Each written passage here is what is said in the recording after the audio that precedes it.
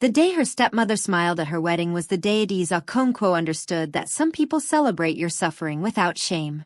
She stood at the entrance of a small village church outside Owerri. Her dress was borrowed. Her shoes were 2 sizes too big. The flowers in her hand were tied together with a rubber band because no one had purchased a proper bouquet.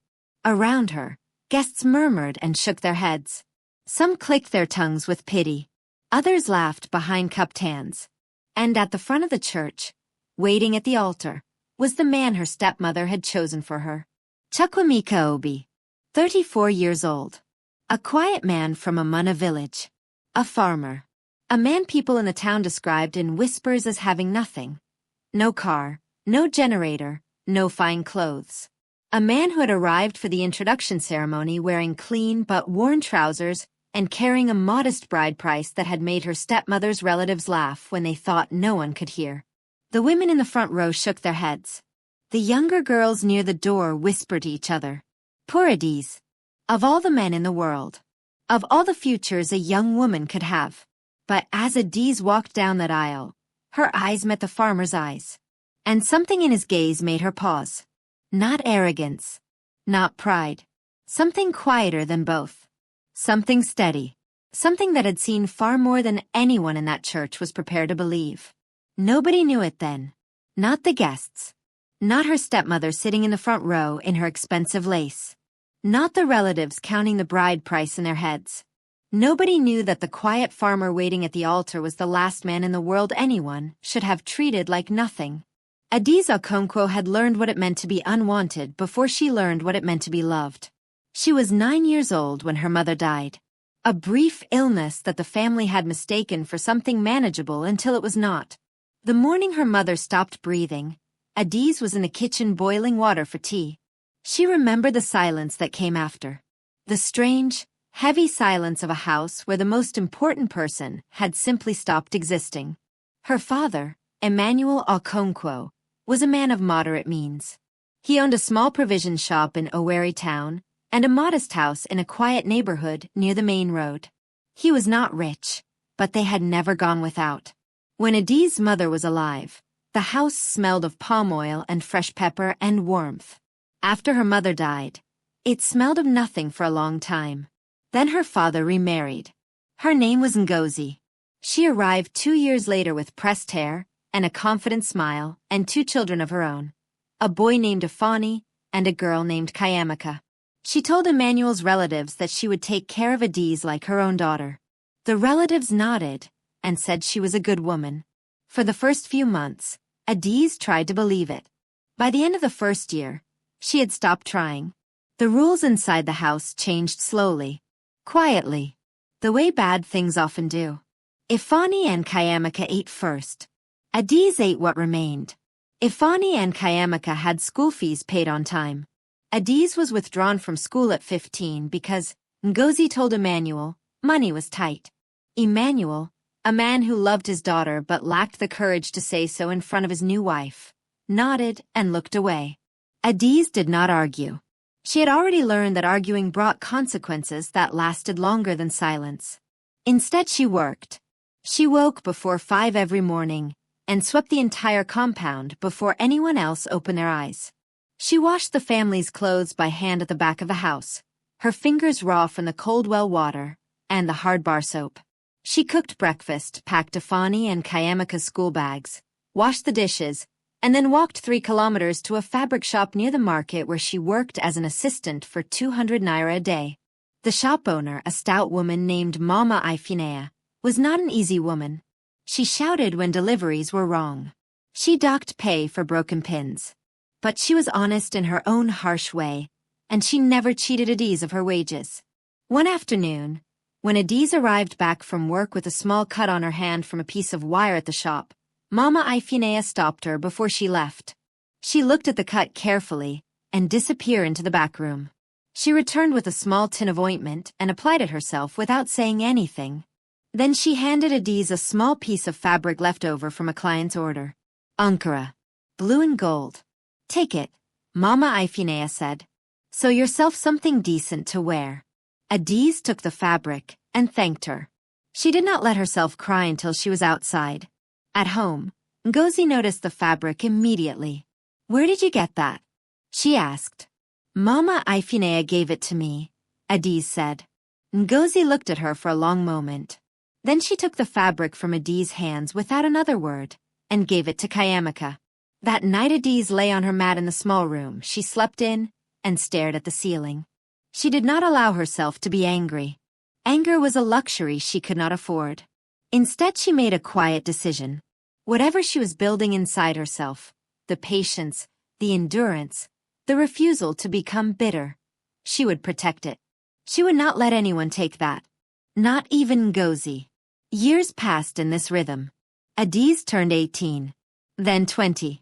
Then 23.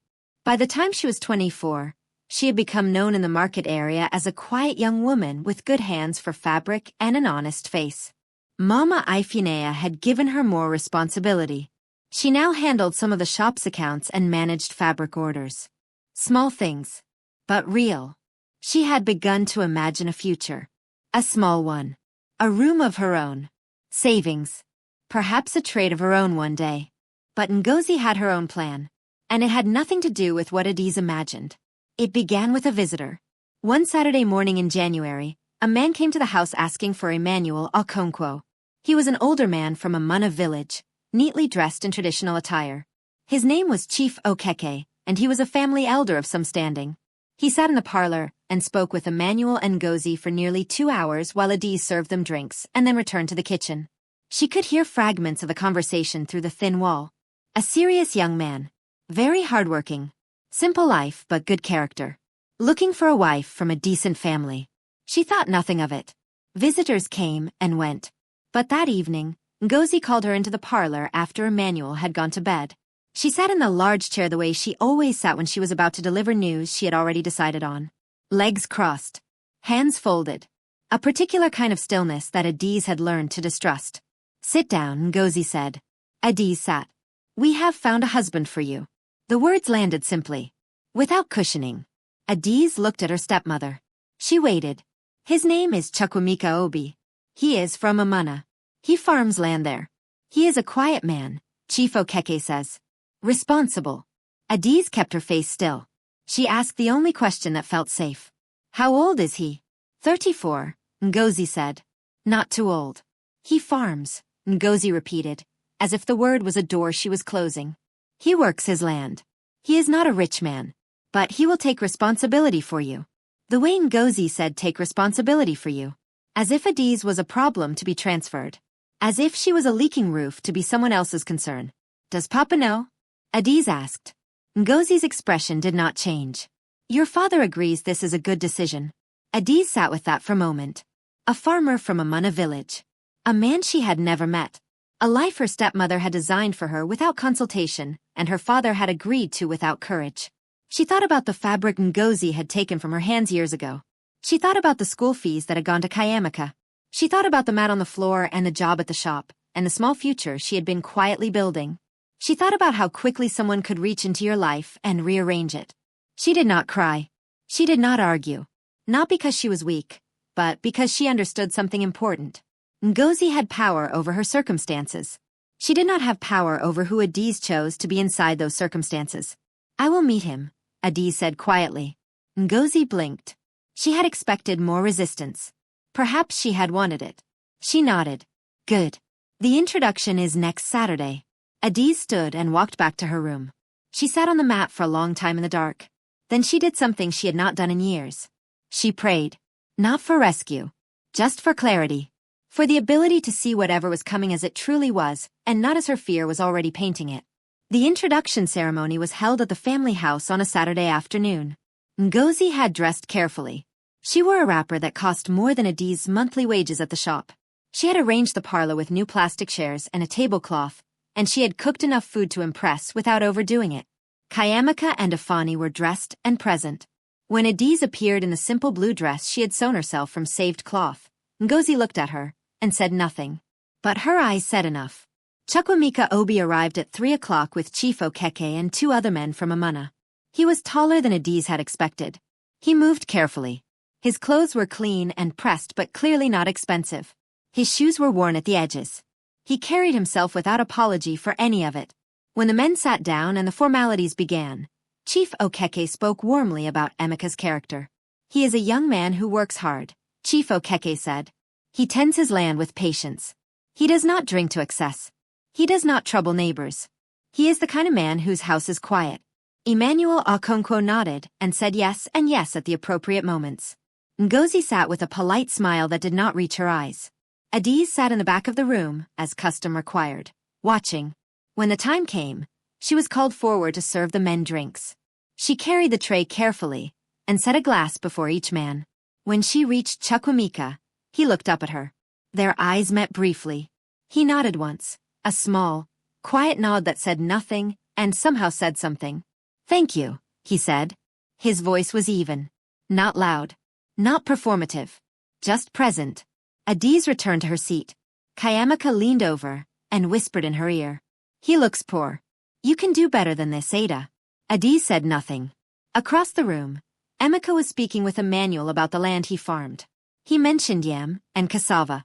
He mentioned a small portion of land his late father had left him. Emmanuel listened and nodded. Ngozi's relatives who had gathered at the edges of the room whispered and barely concealed their amusement. When the bride price discussion began, Ngozi's uncle spoke on behalf of the family. He named a figure. A modest one, even by village standards. He had clearly been told what to expect. Emeka's people met the figure without difficulty. Ngozi's uncle looked surprised. He recovered quickly and accepted with formal words about blessing and family. But as the men shook hands and began discussing the wedding date, Adiz caught the look that passed between Ngozi and her sister. It was satisfaction. The quiet satisfaction of a plan going exactly as intended. They had matched her with a farmer. They had given her away for a modest price. The problem of Adiz had been solved. What none of them noticed was the way Chukwuemeka Obi had watched the room all afternoon. How his eyes moved carefully from face to face. How nothing seemed to surprise him. How he remained completely still even when Ngozi's relatives whispered and laughed. He had the stillness of a man who had learned to let people underestimate him. And he wore it like armor. Before we continue, tell us in the comments where you are watching from and what time it is in your country right now. And if powerful stories like this one speak to you, please subscribe to the channel. You will not want to miss how this ends. The wedding was held 3 weeks later. There was no time for elaborate planning, and Ngozi did not offer money for it. The ceremony was at a small church in Owerri. The reception was at the family house. Plastic chairs and benches arranged in the compound, a small generator for the music, jollof rice and fried chicken served from large pots. Some of Emmanuel's relatives attended and were kind. Some of Ngozi's relatives attended and were less kind. Adiz wore a dress sewn by Mama Ifinea's tailor, white with small embroidered flowers at the collar. It was not a grand dress, but it was hers. At the altar, she stood beside Emeka and listened to the pastor speak about covenant and commitment and partnership. She held the bouquet of flowers Emeka's people had brought. They were real flowers, not plastic. She noticed that. When the pastor asked if she took this man as her husband, she looked at Emeka. He looked back at her without performance. Without the grin men sometimes wore to manage a crowd. Just steady eyes and quiet breath. She said yes. He said yes. And somewhere in the front row, Ngozi dabbed her eyes with a handkerchief as if she were a woman moved by joy. The reception was brief. Emeka's people ate and sang traditional songs. Some of Emmanuel's friends danced. Ngozi sat with her relatives near the gate, and by the time the sun was 3 hours down, she had stopped pretending to be present. As the evening ended and the guests began to leave, Adiz stood near the gate saying goodbye. Mama Ifinea found her there, and pressed both her hands warmly. "My daughter," Mama Ifinea said, "you walk into this with your head high. Whatever you find there, walk into it with your head high." Adiz nodded. She could not speak. Her father found her last. Emmanuel Okonkwo, the man who had loved her quietly and failed her quietly, stood before her with an expression she had never fully been able to read. He held her hands. His own hands were trembling slightly. "Adiz," he said. She waited. "I am sorry," he said. Just that. 3 words without explanation. Without defense. Without asking her to understand. She looked at him for a long moment. She had rehearsed this moment in her mind many times. In some versions she told him exactly what his silence had cost her. In others she simply walked away. But standing there in the compound of the house she had worked in for years, looking at this man who had not protected her, and knew it, she found only the truth she had always known. "I know, Papa," she said softly. I know. She hugged him. He held on longer than she expected. Then she picked up her bag and walked to the car that was waiting to take her to Umana village. She did not look back at the house. She had already decided she was done looking back. The road to Umana village took 40 minutes from Owerri. As the car moved away from the town's noise and dust and streetlights, the world became quieter and darker and greener. Adiz sat in the passenger seat watching trees pass in the headlights.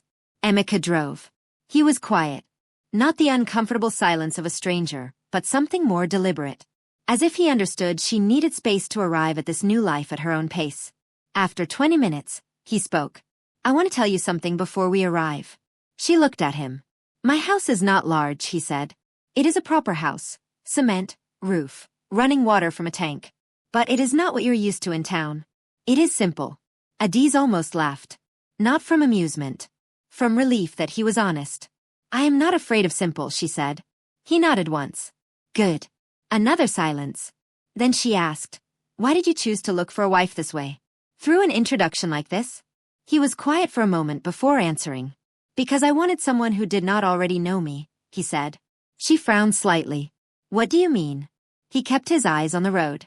In my experience, he said, when people know too much about a person before they meet them, they decide how to behave before they even say hello. He paused. I wanted to meet someone who would see what was in front of them. Not what they had been told to see. Adiz sat with that answer. It was a strange answer. She filed it away and said nothing more. The house in Umana was exactly as he had described. A well-built bungalow at the end of a clean compound. A mango tree in the front yard with broad dark leaves. A small garden at the side with vegetable rows. It was not what her stepmother's relatives had imagined when they thought of a village farmer's home. It was not a mud hut. It was not crumbling. It was not poor in the way they had assumed. But it was clearly modest. Functional. Unflashy. Inside, the rooms were clean and spare. Good furniture, but not new. Curtains that were pressed and intact. A kitchen with proper equipment. A room that had been prepared for her. Clean sheets, a wardrobe, a small table with a mirror. There was a house help, a young woman named Chisholm, who greeted them at the door, and then disappeared quietly into the kitchen. Adiz set her bag down and stood in the center of the bedroom.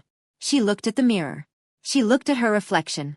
A woman in a wedding dress standing in a house in a village she had never visited before, married to a man she had known for 3 weeks. She expected to feel afraid.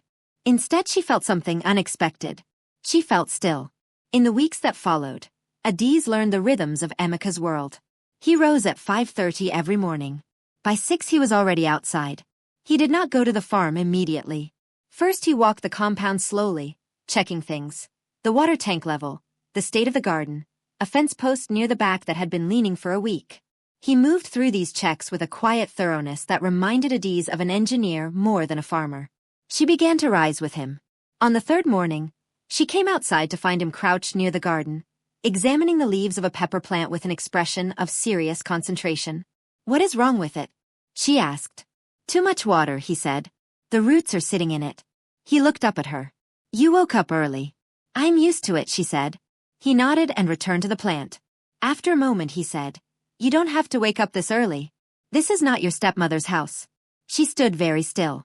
The way he said it, without drama, without asking for the story behind it, told her he had already sensed something of her life. She was not sure how. I know, she said. I wake up early because I want to. Not because I am afraid to sleep late. He looked at her then. A long, assessing look. As if he was confirming something he had already suspected. Good, he said. He stood. There is tea inside. Chisholm made it before she left for the market. And that was all. They ate breakfast together in the morning quiet. They were not yet easy with each other. There was still the formal politeness of new marriage between them, the careful language of two people still learning which words fit. But it was not tense. It was honest. They spoke when they had things to say. They were quiet when they did not. On the 5th day, a car came to the compound. It was not a small car. It was a black Land Cruiser with tinted windows. It rolled to a stop outside the gate, and a man in a suit stepped out carrying a leather folder. He was young, efficient, and clearly accustomed to moving in places that required pressed clothes and quiet deference. He greeted Emeka with 2 hands and a slight bow of the head. Good morning, sir. The Abuja meeting has been moved to Thursday. And the Port Harcourt contracts are ready for your review. Emeka took the folder without urgency. He flipped through several pages with the same calm thoroughness he had applied to the pepper plant that morning.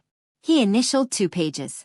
He spoke quietly to the man for several minutes about figures and timelines, and something called the 3rd phase. Adiz stood near the kitchen doorway watching. When the man left, Emeka came inside and poured himself more tea. Adiz looked at him. She looked at the folder he had set on the table. She looked at the direction the Land Cruiser had gone. She said nothing immediately. She was still turning what she had seen over in her mind. It was too early to name it. But she was not a foolish woman, and she knew what she had seen. That evening, as they sat on the veranda after dinner watching the mango tree and the last light, she spoke. "You are not only a farmer," she said. Emeka looked at the tree. A small smile moved at the corner of his mouth. "I farm," he said. "Yes." She watched him. "But that man this morning did not drive 3 hours from Abuja because you farm yam." He said nothing for a long moment. Then he said, "You notice things." "I have had to," she replied. He looked at her directly. More directly than he usually did. Something shifted in his expression, a small loosening. As if he had been holding himself at a certain distance and had decided, for this moment, to step a little closer. "I will tell you everything," he said. "But not tonight." She considered this. Then she asked, "Why not tonight?" "Because I want you to see the rest first," Emeka said. "What I am here, in this place, before you hear what I am everywhere else." Adiz looked at the mango tree.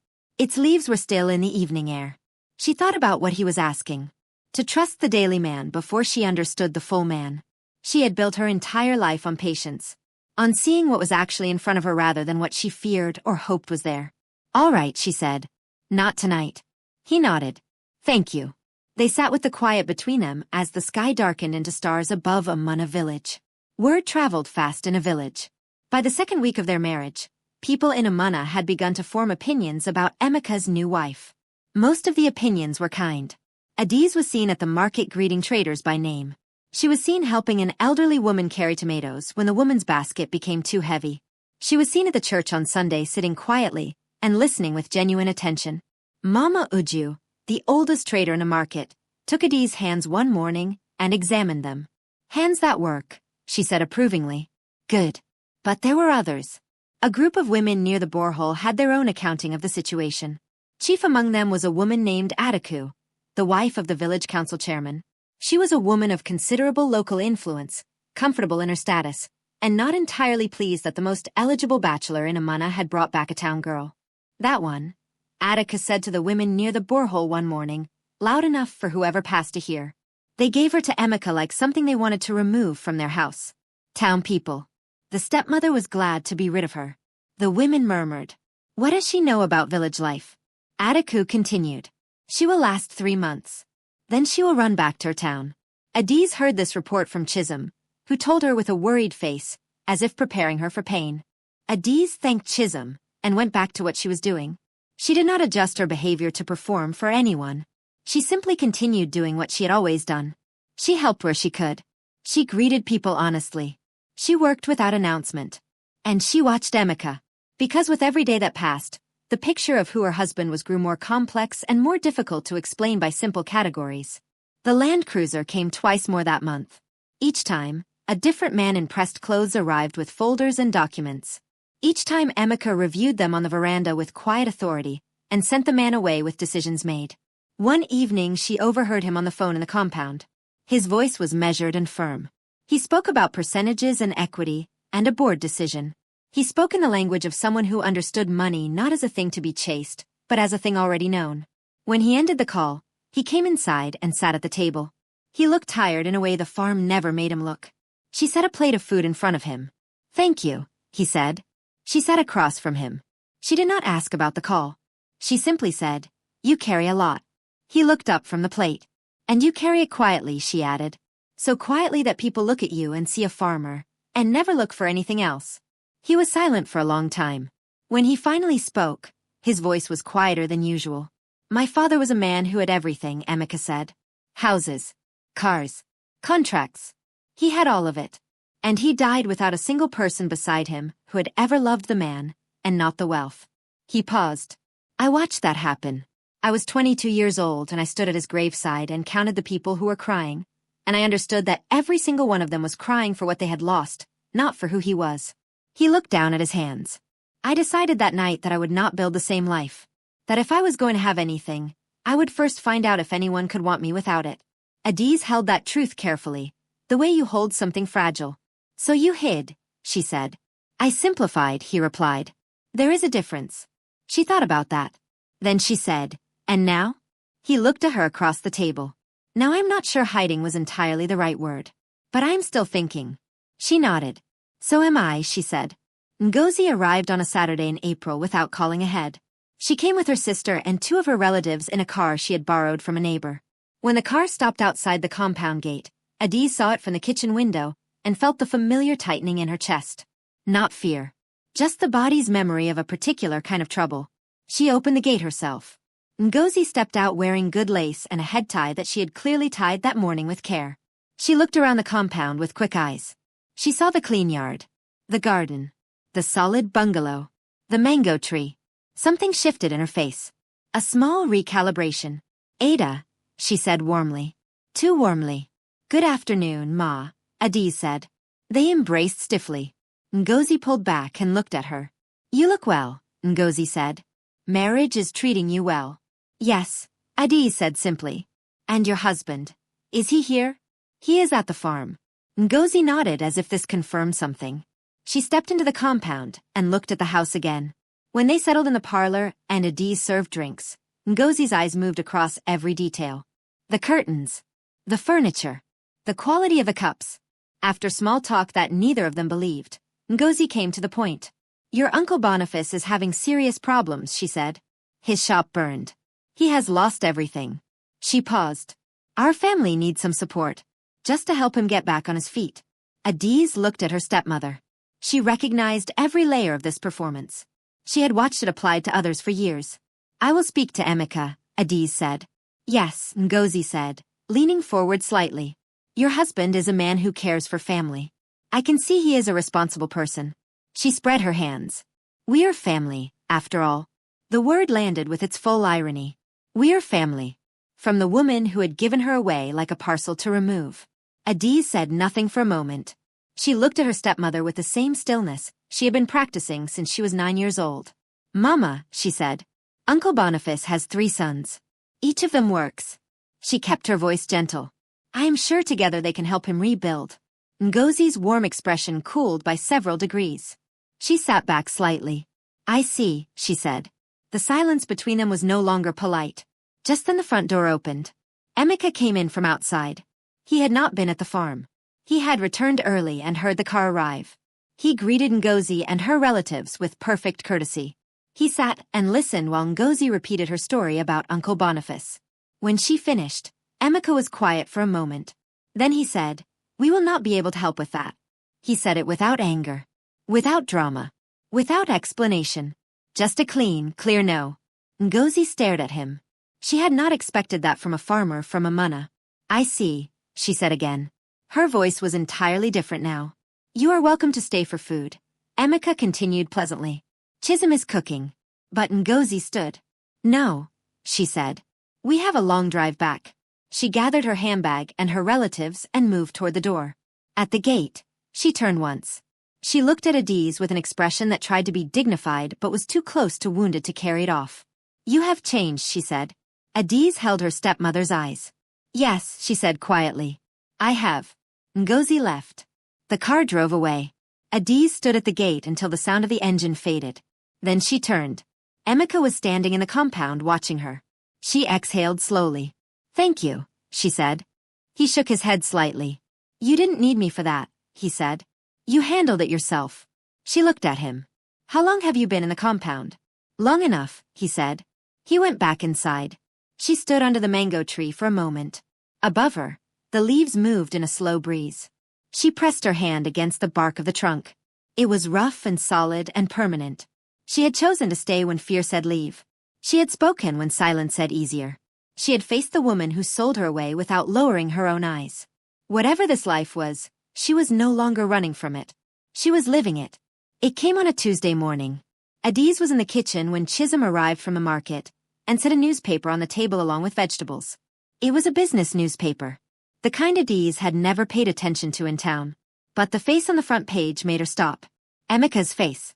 Not in his farm clothes. In a dark suit. Sitting across from another man at what appeared to be a formal event. The headline above the photograph read, Emeka Obi of Obi Holdings completes landmark acquisition in River State. Adiz picked up the paper with still hands. She read, slowly, Obi Holdings. A private infrastructure and agribusiness company operating across 6 states. Valuation placed at several billion naira by industry analysts. Founder and chairman, Chukwuemeka Obi, known in business circles for a rare combination of technical expertise and disciplined restraint. She read the paragraph a second time. Known in business circles. The man described in the newspaper, and the man who checked the water tank every morning at 6 o'clock were the same person. She sat down at the kitchen table with the newspaper open in front of her. She sat there for a long time without moving. When Emeka came in for breakfast, he saw her. He saw the newspaper. He stopped in the doorway. They looked at each other across the kitchen. Adiz spoke first. How much? She asked. He came and sat across from her. He answered honestly. More than most people expect when they look at this house, he said. Why this house? She asked. Why this life? You could live anywhere. I live here because this is where my father's land is, he said. And because this is where I know who I am. He paused. In the city, I am a figure in a newspaper. Here, I am the man who checks the water tank. She looked at the newspaper. Then her eyes moved to his face. And the women in Owerri who think my stepmother gave me away to nothing, she said slowly. He said nothing. He let her arrive at it herself. They have been having this conversation without knowing it, she said quietly. They pitied me. And all this time. She stopped. She was not sure how to finish the sentence. All this time, he finished for her. You were the only one who treated me like a person before you knew any of this. The kitchen was quiet. Outside a rooster crowed somewhere on the road. You should have told me, she said. Her voice was steady but her eyes were full. Yes, he said. That is true. I should have told you sooner. Why didn't you? Because I was afraid, he said. She blinked. Afraid of what? That if you knew, she began. He nodded slowly before she could finish. You would have treated me differently, he said. And I had already decided you were different. I did not want to lose that before I was sure of it. She looked down at the table. A full minute passed. Then she said, My stepmother sold me away like a burden. She thought she was punishing me. She thought she was ending my story. I know, he said. Adiz looked up at him. She was not crying, but something in her face had cracked open in a good way. Like a seed that had finally found enough water. She actually handed me the life she was trying to take from me, Adiz said. Emeka reached across the table and placed his hand over hers. She did, he said quietly. It started with a business magazine. Then a television feature. Then a community development announcement that made the local government chairman drive to Umana village in a hurry. Obi Holdings was funding a new road project connecting Umana to the main highway. It was also funding a health clinic in the next community. The announcement was made formally, and the name of the chairman was printed clearly in the accompanying press release. Chukwuemeka Obi. Of Umana village. The same Emeka. The farmer. The quiet man. In Owerri, the news arrived like a stone thrown into still water. The ripples went everywhere. Ngozi's relatives, who had laughed during the bride price negotiation, went very silent. Her sister, who had whispered to friends about how foolish it was that Ada had ended up with a village man, stopped talking about the matter entirely. Ngozi herself heard the news from her neighbor, who had seen the television feature. She sat in her parlor and watched the segment twice. The journalist asked Emeka about his background. He answered simply. He mentioned Umana. He mentioned his late father's land. He mentioned his wife. He said her name clearly. Adiz. My wife is from Owerri. She is the wisest woman I have met. The television said nothing else about Adiz. But it was enough. Ngozi called Emmanuel that night. He had seen the same feature. He sat with the phone in his hand and said nothing for a long time. Then he said, God has a sense of humor, Ngozi. She hung up. Emmanuel sat alone in the parlor after that. The television was still on, but he was not watching it. He was thinking about a young girl who had boiled water for tea on the morning her mother died. He was thinking about a rubber band holding flowers together at a wedding he had attended without truly being present. He was thinking about 3 words he had said at a gate one evening. I am sorry. And how those words, small as they were, had cost him more courage than anything else in his life. He picked up his phone again. This time he did not call Ngozi. He called Adiz. She answered on the 3rd ring. Her voice was calm. Papa, she said. He could not speak at first. She waited. She had always been good at waiting. I saw it, he finally said. On television. He paused. You look well, Ada. In the photograph they showed of you. I am well, Papa, she said. Another silence. Then he said quietly, I am proud of you. I know I have no right to say it, but I am. She was quiet for a moment. Then she said, You have the right, Papa. You are still my father. He exhaled slowly. The sound of a man setting down something very heavy. After that, Emmanuel visited Amana once a month. He always arrived on Saturday mornings. He always sat with them under the mango tree. He never asked for anything. He simply came and stayed for a few hours, and then returned to Owerri. And slowly, across those quiet Saturday mornings, something that had been broken for a very long time began to heal. In the market near the Okonkwo neighborhood, Mama Ifinea heard the story from a customer and stood absolutely still for a full minute. Then she laughed. A full, rich, satisfied laugh. She slapped her hands together. I knew it, she said to no one in particular. That girl always had something in her eyes. I knew it. In Amana village, Adaku, who'd stood by the borehole and predicted Adiz would last 3 months, stopped attending the market for 2 weeks. When she returned, she walked directly to where Adiz was buying pepper and greeted her first, loudly, in front of everyone at the stalls. Good morning, Madam Adiz, she said. Her voice carried across the market, and several women looked up. Adiz greeted her back with the same quiet warmth she gave everyone. Attica stood there for a moment, nodded once, and moved on. She never stood by the borehole speaking carelessly again. Chief Okeke, who had arranged the introduction, walked through the village with his chin lifted a little higher than usual. He told whoever would listen that he had known from the beginning. Nobody believed him, but nobody argued. And through all of it, Emeka and Adiz remained in the bungalow under the mango tree. Their mornings were the same. He checked the water tank. She rose with the sun. Chisholm made tea. They ate and spoke and were quiet and lived. Ngozi came back 6 weeks after the television feature. This time she called ahead. She arrived alone. No relatives. No borrowed car. She hired a cab from Owerri and arrived at the compound gate in the early afternoon looking like a woman who had prepared her words carefully. Adiz opened the gate. She was calm. She had known this visit was coming. Ngozi came inside. She sat in the same chair she had sat in during her previous visit. But she did not look around the room this time. She looked at Adiz. A long moment passed. I did not treat you fairly, Ngozi said. The words came out without preamble. As if she had rehearsed them so many times she could no longer delay them. Adiz waited. From the beginning, Ngozi said slowly, I treated you as a problem. Not as a child. Not as Emmanuel's daughter. She pressed her lips together. I told myself it was practical. That I was thinking of my own children first. That was not my fault your mother died. She paused. But I knew. Even then I knew. Adiz kept her face still. She had rehearsed her own response many times. She had imagined saying all the things she had never been permitted to say. Every taken thing. Every dismissed year. Every morning she had woken up invisible in her own home. But sitting across from this woman now, watching her struggle to carry her own weight, Adiz found that the rehearsed words felt too heavy to lift. I'm not going to pretend it did not happen, Adiz said. Because it did. Ngozi nodded. You took things from me, Adiz continued. Not just cloth or school fees. You took time. You took the years when someone should have been raising me, and you used them to manage me instead. She kept her voice even. I want you to understand that I know that. And I know it is not something you can return. Ngozi was quiet. Her eyes were wet but she did not perform crying. But I also know, Adiz said, that I am not who you intended me to be when you made those choices.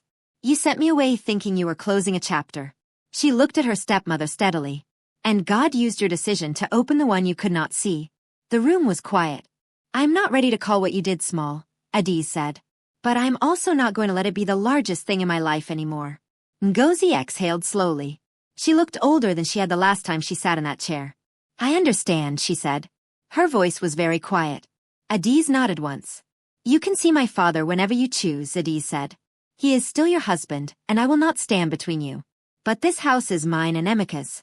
When you come here, you come with respect, or you do not come. Ngozi held her gaze. Yes, she said. They did not hug that day. It was too soon for that. But when Ngozi stood to leave and Adiz walked her to the gate, the silence between them had changed in a way that neither of them could entirely name. Emeka was at the mango tree when Ngozi passed him on her way out. He greeted her politely. She greeted him back. She paused for just a moment, and then she said something that surprised both of them. "Take care of her," she said. "She deserved better for a long time." Then she walked to the cab and left. Emeka stood under the mango tree and watched the cab drive away. Then he looked at Adiz. She was already looking at him. He said nothing. She said nothing. Above them the mango tree moved in the slow afternoon wind, its broad leaves catching the light and letting it go. In the year that followed, things changed and things did not change. Emeka did not leave Amana. He kept the bungalow and the garden and the mango tree. The farm continued. He rose at 5:30. He checked the water tank. He walked his land. But the other life, the boardrooms and the contracts and the acquisition meetings, that life continued too. Now it continued in the open. Adiz knew the rhythm of it. She recognized the difference between a call that required him to step outside and a call he could take at the kitchen table. She began to help. Not with the business itself at first, but with the things she had always been good at. Organization. Clear thinking. Seeing problems before they arrived. One afternoon a supplier dispute had been sitting unresolved for 3 weeks. 2 of Emeka's managers had reviewed it and disagreed on the cause. Emeka brought the file home that evening and spread the documents on the kitchen table after dinner. Adiz read through everything quietly while he made tea. After 20 minutes she looked up. "They are both wrong," she said. "The problem started here." She pointed to a single delivery receipt dated 6 weeks earlier. "This one was accepted without a counter-signature. Everything after this is a consequence of that one gap." Emeka looked at the receipt. He read it twice. He was quiet for a full minute. Then he said, "You are right." She kept her eyes on the document. "I read everything," she said simply. "I always have. Even when there was nothing in our house worth reading, I read the newspapers I found in the market." He studied her the way he had once or twice before. That look of recognizing something true. After that, she was not just the farmer's wife. She was his partner. It happened naturally, without announcement. Emeka began to include her in conversations. She began to ask questions that sharpened the answers. She had no formal training in business, but she had a lifetime of training in paying attention and in doing more with less. By the end of the year, one of Emeka's associates said during a meeting that the clearest thinking in the room had come from the woman at the end of the table. Adiz smiled at that and said nothing. Emeka smiled too and said nothing. The road to Umana was completed. The clinic opened. The village received water from a new borehole project that Obi Holdings funded quietly, without a ceremony, without photographers. Just the thing getting done. Chief Okeke visited one afternoon and sat with Emeka and Adiz under the mango tree. He was in his 80s now. His eyes were tired but still sharp. "I arranged that introduction," he said. He was looking at both of them. "I want to say I knew what I was doing when I arranged it." "Did you?" Emeka asked. Chief Okeke laughed. "Of course not." He shook his head. "I knew you were a good man, Emeka. And I knew she was a good woman. I thought good man plus good woman equals a good chance." He spread his hands. "God handle the rest." They sat under the tree as the sun moved. Birds crossed the sky in long arcs above Amana. The mango tree shifted and settled in the wind.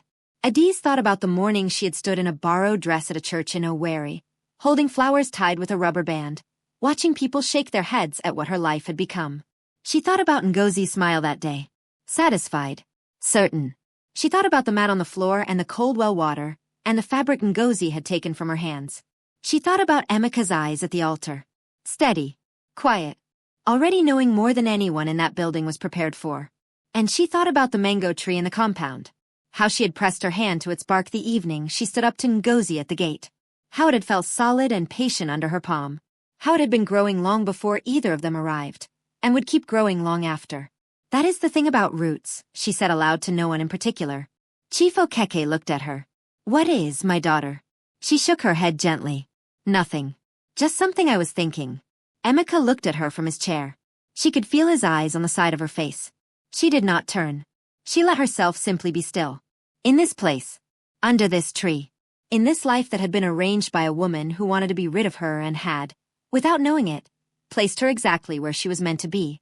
This story is a reminder that the people who try to end your chapter sometimes hand you the pen to write the next one. Adiz was given away like a thing with no value. And because she was given to the right man, quietly, accidentally, by a woman who meant it as a dismissal, she stepped into a life that the dismissal itself had made possible. But it was not the wealth that saved her. It was who she had already become before the wealth arrived. Patient. clear-eyed, unbroken. A woman who had learned to see what was actually in front of her rather than what she was told to see. And Emeka, a man the world looked at and saw nothing, had spent years building something that the world's eyes could not find. He was waiting for someone who would look with different eyes. They found each other not because fate is always kind, but because two people who had each chosen to remain decent in difficult circumstances recognized something in each other that neither of them could have explained on the day they met. If this story touched something in you, tell us in the comments. Have you ever been underestimated by someone who thought they were disposing of you? What happened next? And if you believe in stories that remind us what human beings are truly worth beneath the surface, please subscribe to this channel. Like this video. Share it with someone who needs to be reminded today that the chapter is not over. Because sometimes the people who try to write your ending do not know that they have only written the beginning.